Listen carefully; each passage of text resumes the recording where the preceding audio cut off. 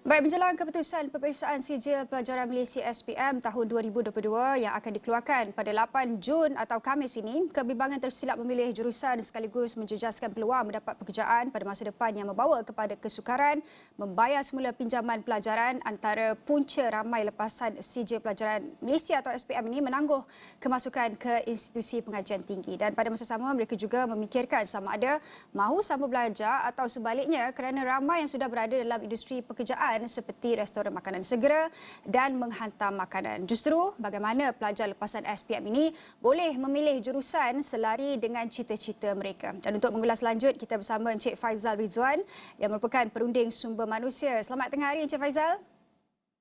Selamat tengah hari. Encik Faizal, pertama sekali pastinya kita nak faham apa agaknya faktor-faktor yang perlu dipertimbangkan dalam memilih jurusan di peringkat IPT nanti berdasarkan cita-cita dan juga saya kira paling penting adalah berdasarkan results ataupun keputusan SPM itu. Okay, saya kira zaman dah banyak berubah sekarang ini, apatah lagi kita berlaku pasca pandemik dan selepas peralihan ekonomi dunia. Kalau kita melihat kepada Forum Ekonomi Dunia tahun lepas telah memberi beberapa sudut pandang tentang ekonomi dunia dan 5 tahun akan datang melibatkan kerjaya, yang mana kita dijangkakan 14 juta pekerjaan akan pupus.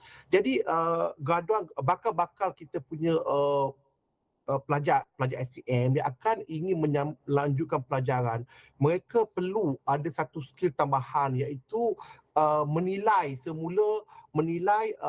cita-cita mereka dan objektif serta keadaan pasaran. Ini penting. Saya kira zaman-zaman saya dahulu, kita tidak ada pilihan-pilihan sebegini kerana zaman itu tidak ada kecanggihan teknologi, tidak ada Google dan sebagainya. Jadi keterbatasan untuk akses kepada maklumat itu adalah tinggi. Apatah lagi contoh saya dulu datang pada kampung, kita tak tahu apa realiti dunia hari ini. Tapi pelajar hari ini mereka ada akses yang hampir menyeluruh ke seluruh dunia. Jadi saya cadangkan untuk pelajar-pelajar ini, apabila mereka ada cita-cita keinginan mereka, mereka patut membuat satu penyelidikan asas. Mereka boleh lihat peluang kerjaya, mereka ada Google dan tengok adakah benda tu related dengan cita-cita mereka dan jiwa mereka. Ramai pelajar kita, mereka ada impian yang besar tapi mereka tidak tahu realiti pekerjaan itu adalah satu beban. Jadi mereka boleh melihat di Google tentang realiti kerjaya. Katakan anda berminat sebagai seorang doktor. Jadi anda boleh melihat catatan kehidupan seorang doktor. Adakah kehidupan seorang doktor itu atau seorang jurutera itu atau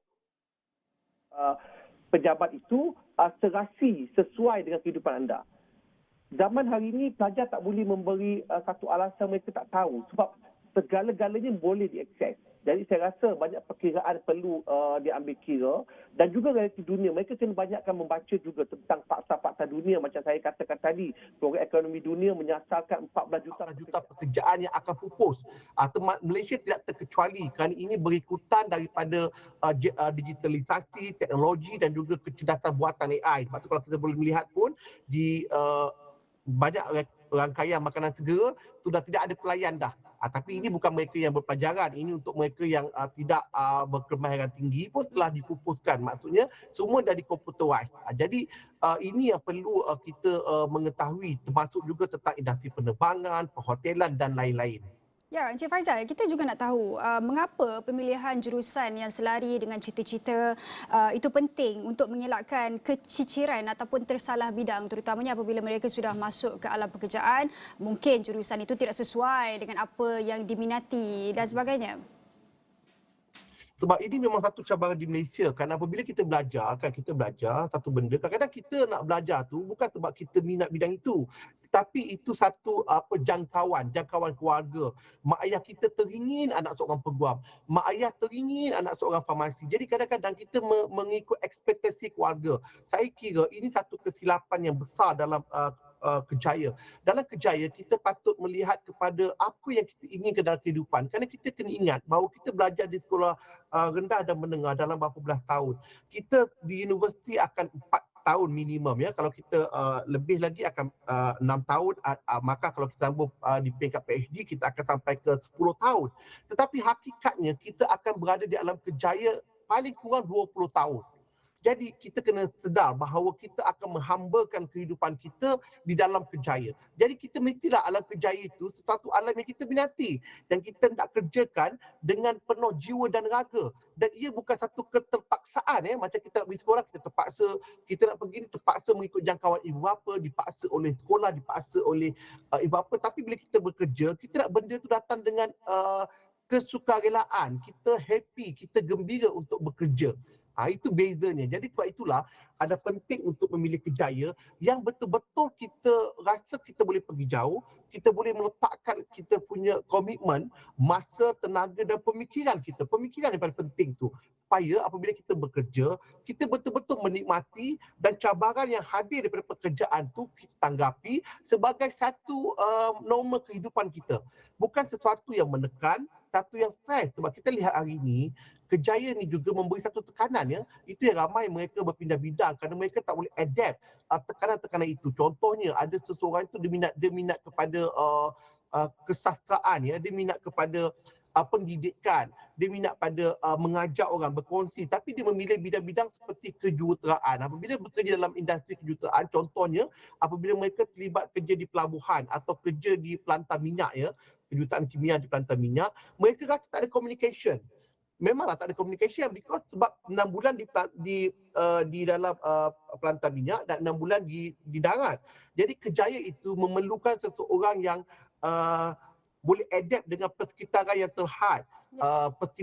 terhad, dan juga dengan komunikasi yang terhad. Itu yang saya kata pelajar sekarang mereka memang perlu untuk melihat kehidupan dan mereka sudah beruntung sebab selain pada internet, saya baca semalam saya ke pesta buku, mereka boleh melihat banyak buku kisah hidup pengalaman kerjaya mereka bekerja dalam bidang engineering, mereka dalam bidang kedokteran, mereka bekerja dalam bidang ahli perniagaan. Jadi mereka dapat melihat bagaimanakah kehidupan kerjaya itu dan adakah kehidupan itu sesuai dan serasi dengan impian kehidupan mereka. Ya, Encik Faizal, kita nak juga tahu apa yang boleh berlaku jika seseorang ataupun lepasan SPM ini membuat pilihan bidang yang tidak selari dengan cita-citanya atau mungkin apabila mereka dah pilih sesuatu bidang berdasarkan cita-citanya tetapi apabila mereka meneruskan pembelajaran itu rupa-rupanya tak minat dengan bidang ataupun jurusan tersebut. Jadi apa yang boleh berlaku dan juga apa yang mungkin mereka boleh lakukan sebelum perkara itu terjadi? Sebaiknya macam saya katakan tadi, mereka membuat survey sedikit. Tetapi hakikatnya kita perlu ketahui bahawa apa bidang yang kita ceburi, elemen asas yang perlu soft skill ni yang boleh kita upgrade kerana kadang-kadang soft skill ni tidak ditawarkan di peringkat sekolah rendah dan menengah. Tidak semua sekolah mampu menyediakan pengalaman dan juga pendidikan berasaskan soft skill ini. Jadi ini adalah asas seperti critical thinking, pemikiran kreatif, komunikasi, kemahiran membuat keputusan, kemahiran mentoring, kemahiran untuk menjadi pemimpin industri. Ini semua perlu diketahui dan saya rasa pelajar kena menumpu kepada faktor-faktor ini. Soal minat dan kecenderungan itu, dia adalah normal untuk kita berubah-ubah. Sebab kadang-kadang kita tidak begitu pada peringkat SPM itu, kita tak dapat the clear pictures tentang apakah realiti kerjaya. Jadi pada saya itu adalah kadar flexibility. Mereka boleh meneruskan pendidikan dan kalau katakan mereka ingin mengubahnya, mereka boleh mengubahnya pada sebahagian pengajian. Kerana ada beberapa kos membenarkan contohnya pemindahan kredit. Dan juga ada beberapa kos pula jika dia dah habis ke peringkat diploma atau ijazah pertama, mereka boleh mengubahnya pada peringkat master. Diploma boleh berubah di peringkat master. Tapi kalau boleh, janganlah perubahan yang terlalu mendadak. Biar dalam bidang yang sama. Contohnya, apabila mereka membuat diploma dalam bidang kesihatan umum, tapi apabila pertengahan tahun mereka rasa tak boleh pergi, mereka nak pindah kepada yang lebih spesifik seperti farmasi, seperti mereka nak downgrade sikit seperti mungkin pergigian, itu mungkin sesuai.